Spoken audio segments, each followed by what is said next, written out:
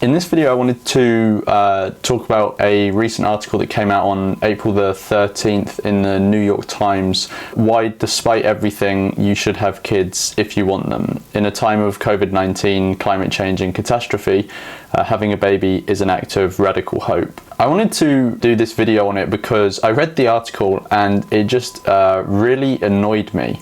And so, I don't know, I just wanted to go through it and share my thoughts on it. What is driving the COVID baby bust? Perhaps some of it can be explained by people simply getting sick of each other, feeling unable to maintain the mystery and romance in their relationship. More profoundly, the pandemic has compounded the material difficulties, low wages, high rents, and insecure jobs faced by the generation that came of age in the wake of the 2008 economic crash. Birth rates have been plummeting in the developed world for some time now, and it isn't just about good access to contraception. Increasingly, young people feel not only deeply uncertain and insecure about the state of their own lives, but also so drastically concerned about the state of the world that they almost feel it would be an act of cruelty to bring new life into. Whilst I think most people will still be blinded by sort of rose-tinted optimism about reality, I think the way the world is going and the fact that there are a lot of crises going on right now, at least some people are beginning to think in the way that, oh, well, actually, is it really my place to impose this on someone else and roll the dice for them, given that people at least are beginning to perceive now that the risks are beginning to increase. Modern birth control has made having children a choice I'm not sure, this is the New York Times, I'm not sure who does their proofreading, but yeah, in a way that was never possible before. But the idea is not necessarily new. In the 12th and 13th centuries, the Cathars, a heretic sect, I think that should be heretical sect as well, but whatever, that flourished across southern France and northern Italy, preached that the material world was created by Satan and denounced reproduction as a sin. In the 19th century, the notoriously gloomy philosopher Arthur Schopenhauer wrote that far from bearing the character of a gift, human existence is entirely the character of a contracted debt. And in recent decades, the South African philosopher David Benatar has argued extensively in support of the doctrine of antinatalism, the belief that birth is morally wrong. I'm not sure why this person refers to it as a doctrine. I know this is an opinion piece, so, they will obviously show their bias, but that just seems like a case of really blatant, just like not even trying to hide it, bias. On the point of antinatalism being the belief that birth is morally wrong, yeah, if you want to take the most basic definition of it, but I don't know, if someone gives a definition like this, I feel like this guy hasn't fully understood actually what it is, and he seems to be now writing an article on it in the New York Times, but each to their own. According to Professor Benatar, reproduction is usually, if not always, a selfish act. Most people, where they even make a decision to have a child, make that decision, I suspect, in order to serve their own procreative and related interests. He writes in his 2006 book, Better Never to Have Been, The Harm of Coming into Existence. At one point, he even likens baby making to taking hostages, a strategy on behalf of breeders to increase their value in the eyes of society. His case study, if two people need a kidney and only one of them is the single mother of a young child, who does society think should get the kidney? It seems like the author of this article kind of has an axe to grind with either antinatalism or maybe just Benatar specifically, just with the language that the guy is using, Benatar even likens baby making to blah blah blah blah. I don't think it's just Benatar that does that. He's just observing the reality that most people would save the person who has a child over the person who doesn't have a child. I feel like Benatar is simply just observing what is actually true about society. At this point, Professor Benatar's argument meets one made by another contemporary thinker, the queer theorist Lee Elderman. His 2004 book, No Future, attacked what he called the reproductive futurism, a sort of patriarchal homophobic fallacy that posits the child as the phantasmic beneficiary of every political intervention. But the baby bust may also reflect what seems to be a growing common sense among the highly educated and liberal-minded, which holds that not having children is the morally right thing to do. Having a child, we are told, is among the heftiest additions you can make to your carbon footprint, especially if your child grows up to be the sort of pampered citizen of the developed world who will eat steak, fly on airplanes and mine Bitcoin. Having one fewer child, according to one study, prevents 58.6 tons of carbon emissions every year. And of course, any child born now will not only contribute to climate change, they will also have to live through its effects. If millennials like me, the people most likely to be having children, have already suffered a major fall in living standards relative to our parents' generation, then our kids may have things even worse. This was a problem that I was confronted with immediately, overwhelmingly, when in January 2019, on an ultrasound screen streamed directly from my partner Eddie's belly, I first saw the shapes that would grow up into my son, Iggy. Wriggling around, he was bony and translucent, never sitting still long enough for the technician to get the measurements she needed. An involuntary mischief which nevertheless made me feel strangely proud. I loved this thing, and Eddie and I had always wanted to be parents. But was my love for my unborn child really anything more than the selfish, perhaps patriarchal desire to see my genes carry on? Previously, such antinatalist worries had seemed abstract, but now they had become concrete. Might I honestly be able to guarantee this grey little tadpole even the possibility of a good enough life? So just going back to him musing about whether, his feelings were just his, selfish desires, I would say, yeah, like the only reason you're having the kid is because you want to have the kid, like it's not like you're doing it for the kid's sake. The kid doesn't want to be born, like the kid doesn't exist. You can philosophize about it all you want, but at the end of the day, like, why is that child being born? Because you made the decision, you want it to happen. But Kant was writing in 1781 when atheism was dangerous enough to cost you your lecturing job. We now live in secular times, even if not everyone feels in step with them. And so I wanted a secular solution to the problem, leaving aside the matter of personal religious belief. I don't know the author's background in terms of where they come from, but I feel like it's pretty Western-centric to say that we are living in secular times. A lot of countries still have state religions, and a lot of countries that aren't Western are, religion is a really dominating force. So I feel like it was a bit Western-centric to say that we live in secular times, but I guess that's not a massive point.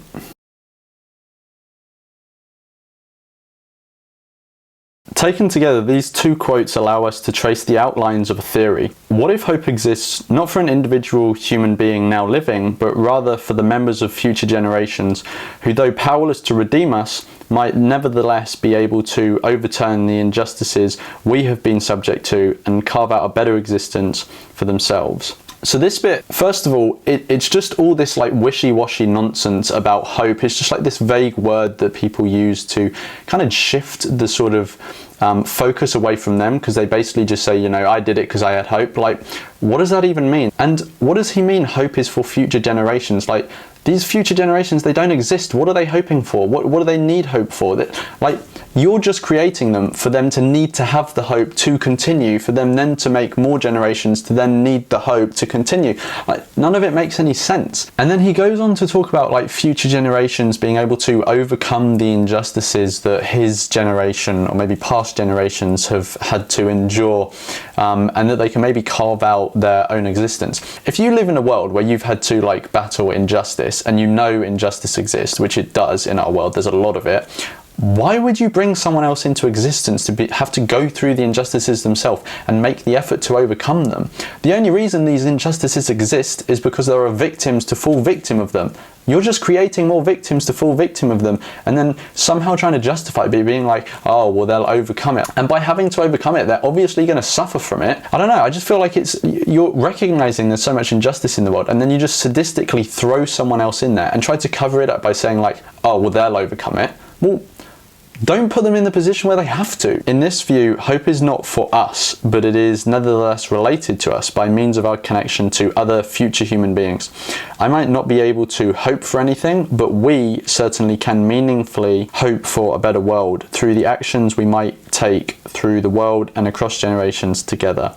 This, at any rate, is how I would answer the antinatalist position. It makes no sense to think of children as tokens of their parents' carbon consumption, inheriting a taste for steak and air travel. And it makes no sense to think that whole generations might simply be blindly condemned to a certain fate before they have even been conceived. Kind of just in more words, he basically just says, like, you know, you don't know what fate these kids are going to have. But like, this makes no sense to me. Just because you're uncertain as to how someone's life is going to turn out, that doesn't just give you carte blanche to just create them, just keep chucking people into reality, and you're just like, oh, well, you know, you don't know what's going to happen to them. Yeah, exactly. We don't know what's going to happen to them. You literally have no idea how their life is going to turn out. So how are you using that to justify putting them in a position where you don't actually know what's going to happen to them, when you literally didn't have to do it in the first place? Err on the side of caution. Don't create them. No one gets hurt from that. The reason for this is that human action is not determined in any hard sense. Human beings exist transformatively in relation to their world. Another philosopher, Hannah Arendt, I hope I'm saying her name right, referred to this fact with the concept of natality, the new beginning inherent in birth. The world might well be a terrible place, but by having a child, you are introducing something new into it. Okay, so I want to notice two things here. First of all, he admits that the world might be a terrible place, but still he's going to chuck someone else into it. Second thing is, he says you are introducing something new into it. Like, he's already dehumanized his own future child so much that he says something. Of course, this is a sort of gamble with reality. You don't yet know who your child might be. Again, what is it with the dehumanizing? Like, you're not gambling with reality. You're gambling with literally someone else. You're creating them. You're literally doing the most significant thing you can do to someone, because when you create them, you put them at risk of everything that you could put them at risk of, and you're just like dehumanizing the hell out of them. Like, no, you're not gambling with reality. You're gambling with someone else. Don't try and scuttle away into the shadows and try and like absolve yourself of any responsibility by saying you're juggling with reality. No, you're juggling with your own child's life. But if we dare to do it, to bring something, again, dehumanizing, new into the world, we might hit upon the right path, and then things really could conceivably get better. Better for who? Sure, people are going to be born, and we should make things better for those people and prepare for the future, but that is not a reason to bring someone into existence. Like, you don't bring someone into existence to make the world better for them. They don't exist. To be clear, I do not mean to suggest that if you really don't want kids, or if you can't have them for whatever reason, financial or biological, then you're somehow less morally good than the people that do.